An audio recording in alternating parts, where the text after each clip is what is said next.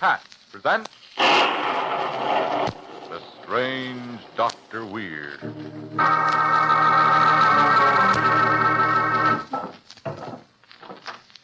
Good evening. Come in, won't you? Why, what's the matter? Your hand is shaking. Surely you're not afraid of me. Perhaps it's the cemetery outside my house that has upset you. Speaking of cemeteries, reminds me of a story I want to tell you. A strange murder and a strange burial. The strangest ever known. I call the story Murder 1 Million D.C.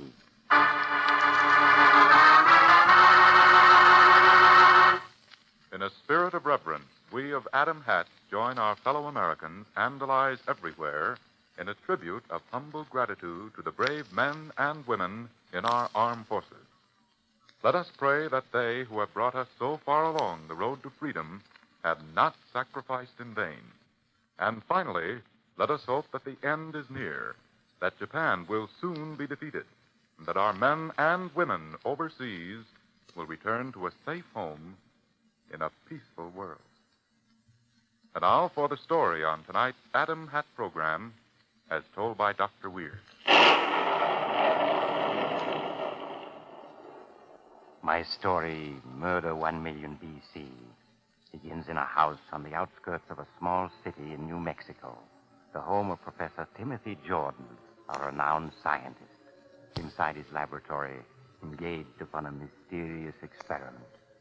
In the living room, his wife, Florence, and his financial advisor, Harry Smith, confer with each other apprehensively.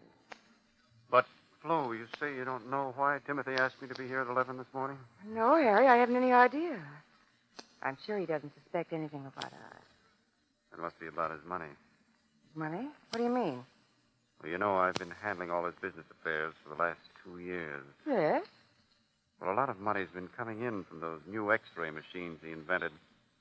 So much that I didn't think he'd miss a little of it. You mean you've been taking it? Well, just borrowing some of it for some investments that'll make me rich. Harry. He finds out I'm sunk. Send me to jail. Will, too. What are you going to do?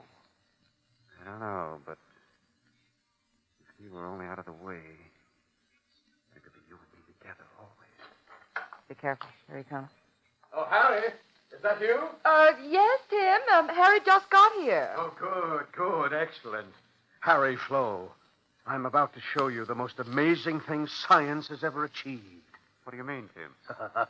I'm going to show you why I've had to ask you for all that money lately, and why I'll need another 100,000 immediately. Another? Come along, both of you, in here in my laboratory. Tim, what's this all about? Tim, darling, this room. All this machinery. What have you been doing in here? Suppose I told you that I've been building a time machine. A time machine? Yes. Look, both of you. You see this big archway of white? A doorway that leads back into the unknown past as far as the year 1 million B.C. Tim, you're not serious. I'm perfectly serious. All I have to do is to close this switch. Now, watch. The archway. It seems to be getting all misty. Yes. That's a sign the current flowing through these coils is opening a hole into the past. A hole we can step through as if it were a doorway. Now come, follow me, and in 10 seconds, you'll find yourself on this earth as it was 1 million years ago.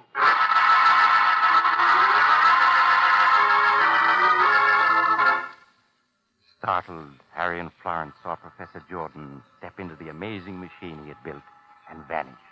Then, fearfully, they followed him and abruptly found themselves standing at his side on hot, dry desert sand.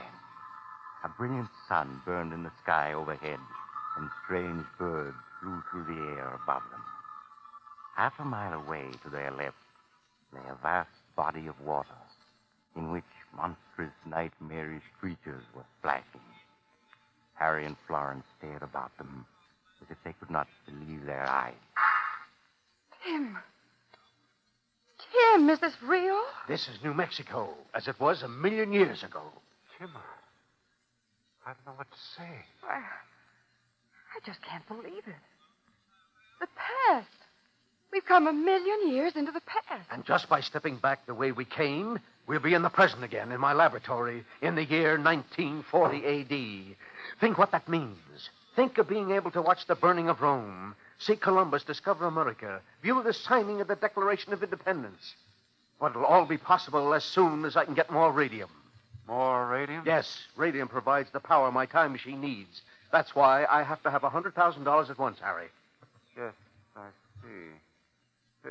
Excuse me, Tim, this Huh? stone. What's interesting? Stone? Oh, that's just sandstone covered with clay. Well, Harry, about the money. There isn't any money. No money? What do you mean? Just what I say. You've stolen it, embezzled it. You'll go to jail, do you hear? I'll send you to the jail if it's the last thing I do. Oh, no, you won't. Oh, his head. It's all crushed in. I had to kill him. It was that or go to jail. Oh, well, what are we going to do? I'll tell you what we're going to do. We're going to bury him right here. But his body. It may be found. And then... Oh, listen, don't you understand? This is a world 1,000,000 years in the past. We'll bury Timothy here in the sand, then step back through the time machine into the laboratory. When we get there, he'll have been dead for 1,000,000 years. Don't you see? He'll have been dead and buried for 1,000,000 years, and there won't be any body left to be found. There won't be any evidence at all.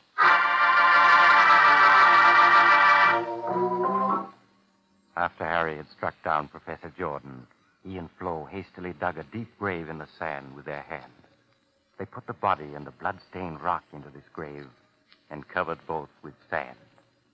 Then hastily they stepped back through the time machine into the laboratory and partly dismantled the machine so no one else could stumble on the secret. Then, after waiting, they announced Professor Jordan's disappearance.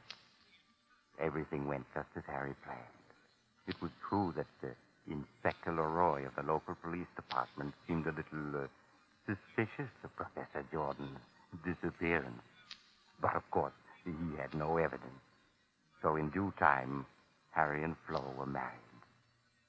As they were returning from a long honeymoon, Harry said, Flo, I've been thinking about that time machine of Timothy's. What about it, Harry? That machine can make me the richest man on earth. For example, suppose I took it to New York and used it to go back 100 years. Then suppose I bought up all the land where Times Square now. Harry. What is it? This clipping Grace Miller sent me. I just opened her letter and look at it. Let me see. Bones of ancient man found near residence of late Professor Jordan. While excavating for Highway 37, workmen today found fragments of the skeleton of an ancient man buried in a formation of sand and rock. Robert Thompson, state geologist, states the geological formation indicates the bones are between 500,000 and 1,000,000 years old and have been preserved by the extreme dryness of the soil.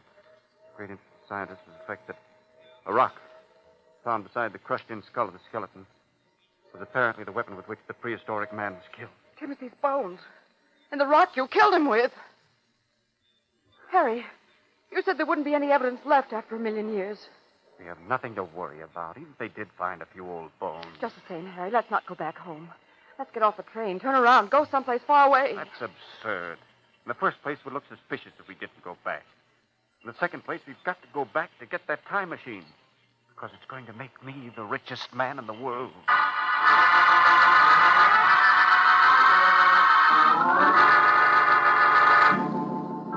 Harry succeeded in calming Florence's fears, and next morning they arrived home.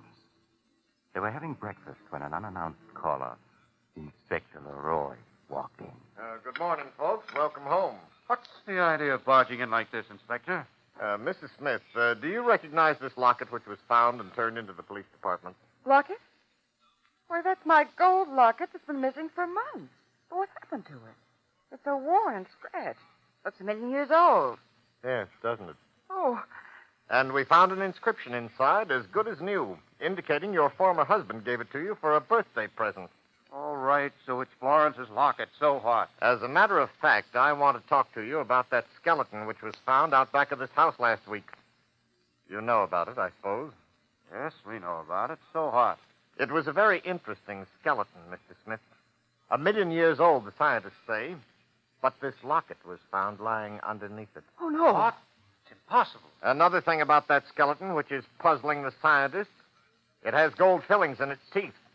Gold fillings Professor Jordan's dentist identifies as fillings he put into the professor's teeth himself. Oh, You're Harry. crazy. No, it's the scientists who are going crazy trying to figure out the answers. But I'm no scientist, so I didn't have any trouble. My answer is that that body is Professor Jordan's, and you two killed him and buried him there. And, Mrs. Smith, that's when you lost that locket. No. No, it isn't true. It isn't true. I said you're crazy, and I mean it. Not crazy enough to believe dentists were putting gold fillings in people's teeth 1,000,000 years ago. Those are Professor Jordan's bones, Smith, and I can prove that you murdered him. You can't. I didn't. Yes. You see, that rock that killed him just fits the wound in the skull, and you know what? The killer left his fingerprints on that rock. Fingerprints. It's not possible. But it is. The scientists say that 1,000,000 years ago, that rock was covered with clay, and that the murderer left 4 nice, clear fingerprints in the clay. Since then, the clay has hardened to become part of the rock itself, and those 4 fingerprints, there in that solid rock, match specimens of your prints that I got from your office. How's that for evidence? Fingerprints embedded for all eternity in the solid rock with which a murderer struck down his victim.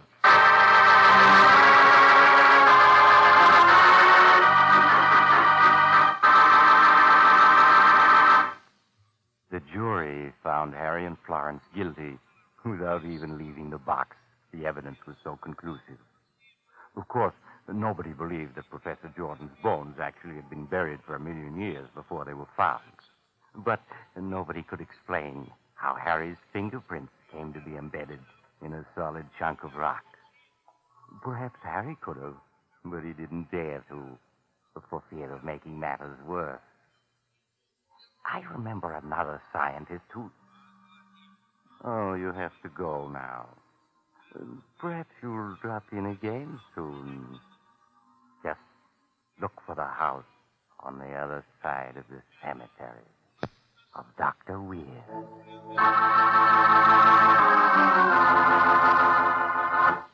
Dr. Weird returns shortly to tell you about next week's story. Meanwhile, here's a thought for all of us. While the war in Europe is over, the war in the Pacific is far from won. Our land troops still have many hundreds of miles of tough island hopping to go, and may even have to fight Japan's armies in China. That means we must continue to keep up the flow of ships, guns, munitions, and food to our far-flung Pacific outposts. And that means we must continue to buy bonds. The mighty 7th War Loan Drive is now on. Let's support it to the utmost. Buy till it hurts, and then some. Now, let us hear again from Dr. Weird. I hope you'll plan to drop in on me again next week. I want to tell you a story I call Picture of a Killer. It's an unusual tale about a killer who had never had his picture taken. And when a photographer finally did snap his picture, it was... But the rest of the story will have to wait until your next visit. Good night.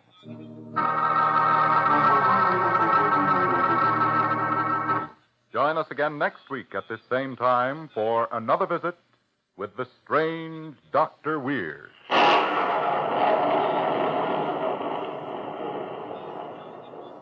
The Strange Dr. Weird, directed by Jock McGregor, is written by Bob Arthur and David Cogan.